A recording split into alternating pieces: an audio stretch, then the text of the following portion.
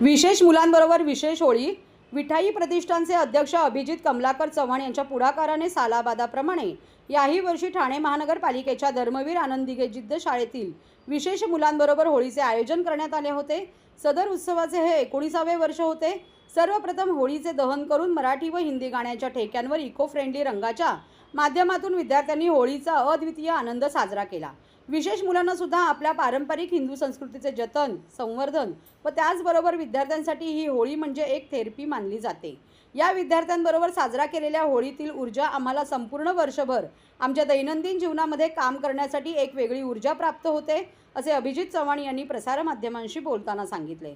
श्री अभिजित चव्हाण यांनी यावेळी शाळेच्या प्राचार्य सौ ठाणे महानगरपालिकेचे कलाकार श्री सचिन भांगरे, सौ सायली सावंत, सौ लता चोपा, सौ राऊत, श्री सिद्धार्थ भोसले इत्यादी विठाई प्रतिष्ठानचे प्रतिनिधी कार्यकर्ते उपस्थित होते। यावेळी कलाकार श्री सचिन भांगरे, प्राचार्य सौ अर्चना शेट्टे यांनीही प्रसार माध्यमांशी बोलताना आपल्या भावना व्यक्त केल्या।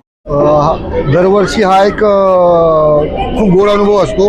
हे आमचं जवळपास 17-18 वर्ष जिथे आम्ही न चुकता या दिवशी येऊन या छोट्या देवांची सेवा करत असतो आणि आज जो आनंद होतो हा पराकोटीचा आनंद असतो आणि हा आनंद सर्वांनी घ्यावा अशी सर्वांना इच्छा।